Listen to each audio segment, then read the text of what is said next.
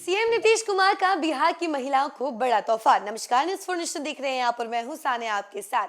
नया साल है और नई शुरुआत है और नई नई उम्मीदें हैं और खास तौर पे ये उम्मीदें सरकार से सबसे ज्यादा होती है कि सरकार अब नए साल में क्या कुछ करने वाली है जनता के लिए। और इसी कड़ी में आपको बता दें कि सीएम नीतीश कुमार ने बिहार की महिलाओं को एक बार फिर से बड़ी सौगात दे दी है और ये प्रूव कर दिया है कि वो महिलाओं को कितना आगे बढ़ाना चाहते हैं।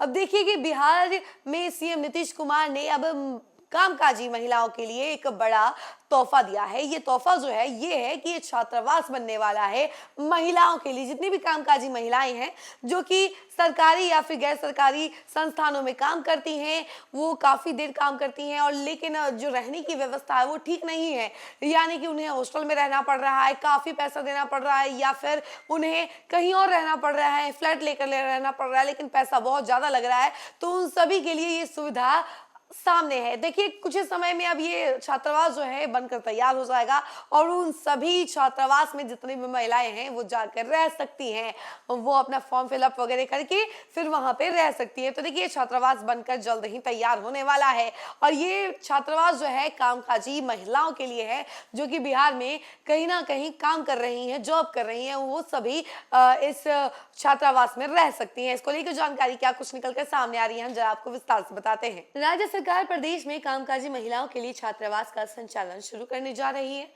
इसके लिए पटना, गयाजी, मुजफ्फरपुर, दरभंगा और भागलपुर जिले का चयन किया गया है। मुख्यमंत्री नारी सुरक्षा योजना के तहत बनने वाले इन छात्रावासों में दूसरे जिलों और राज्यों के से आकर सरकारी गैर सरकारी सेवा में कार्यरत महिलाओं को रहने के लिए सुरक्षित और सुलभ सुविधा मिलेगी। छात्रावास का लाभ लेने वाली महिला की मासिक आय अधिकतम 75,000 प्रति माह होनी चाहिए। छात्रावास की क्षमता 50 बेड होगी। इसे अपना घर की तर्ज पर तैयार महिला विकास निगम संचालन करेगा ताकि महिलाओं को सुरक्षित, सम्मानजनक और सुविधाजनक माहौल मिल सके। यह छात्रावास विशेष रूप से उन महिलाओं के लिए बनाया गया है जो राज्य में अकेले रहकर सरकारी नौकरी या अन्य सेवाओं में कार्य कर रही हैं। समाज कल्याण विभाग से मिली जानकारी के अनुसार छात्रावास में रहने के लिए महिलाओं को किराया नहीं देना होगा। उन्हें केवल भोजन का खर्च उठाना होगा जो 3,000 रुपए प्रति माह तय की गई है। यहाँ बेड, टेबल, कुर्सी, 24 घंटे बिजली, शुद्ध पेयजल के लिए आरओ और मनोरंजन के लिए टीवी, मुफ्त में वाईफाई आदि की व्यवस्था भी उपलब्ध कराई जाएगी। इच्छुक महिलाएं महिला एवं बाल विकास निगम के आधिकारिक पोर्टल पर आवेदन कर सकेंगी। अगले माह छात्रावास पूरी तरह तैयार होने के बाद महिलाओं से आवेदन लिए जाएंगे। पहले आओ पहले पाओ के आधार पर आवासन की सुविधा उपलब्ध कराई जाएगी। इसके बाद काउंसलिंग प्रक्रिया होगी जिसके आधार पर चयन किया जाएगा।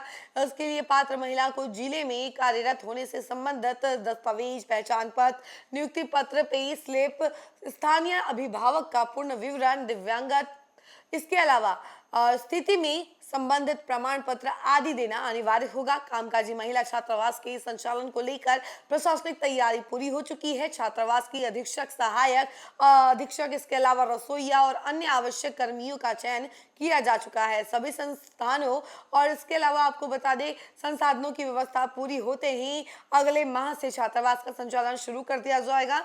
यह पहल मुख्यमंत्री नारी सुरक्षा योजना को जमीनी स्तर पर मजबूत करने की दिशा में अहम मानी जा रही है। सुरक्षित आवास मिलने से महिलाएं बिना किसी भय के नौकरी कर सकेंगी और उनकी आत्मनिर्भरता की राह और आसान होगी। साथ ही यह कदम राजधानी समेत अन्य जगहों पर महिला सुरक्षा और सामाजिक भरोसे को भी मजबूत करेगा।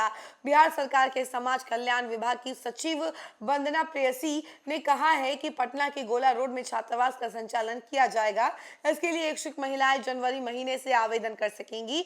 छात्रावास को पूरी तरह सुरक्षित और सुव्यवस्थित बनाया जा रहा है ताकि कामकाजी महिलाओं को घर जैसा माहौल मिल सके। तो देखा आपने कि अब ये सरकारी छात्रावास जो है वो मिलने वाला है कामकाजी महिलाओं को, लेकिन इसके लिए भी कुछ रूल्स हैं। वो ये हैं, सबसे पहला कि आपका सैलरी 75,000 से ज्यादा होना चाहिए या फिर 75,000 के बराबर होना चाहिए, तभी आप इस छात्रावास में रहने के लिए एलिजिबल होंगे और उसके बाद जो है आपको सारे डॉक्यूमेंट्स देने होंगे, काउंसलिंग होगा। और हाँ, एक चीज और, पहले आओ पहले पाओ वाला जो कॉन्सेप्ट है वो यहाँ पर लागू होने वाला है। यानी कि जैसे ही ये फॉर्म आता है उसी वक्त आपको जाकर फॉर्म भरना होगा और तुरंत ही काउंसलिंग करवानी होगी, वरना अगर लेट हो गए तो शायद आपको इस बेड का सुविधा नहीं मिलेगा, यानी 50 बेड वाली जो छात्रावास है उसमें आपको जगह नहीं मिलेगी। तो इस खबर में फिलहाल के लिए इतना ही। ऐसी तमाम अपडेट के लिए जुड़े रहे हमसे और देखते रहे न्यूज़ 4 नेशन। धन्यवाद।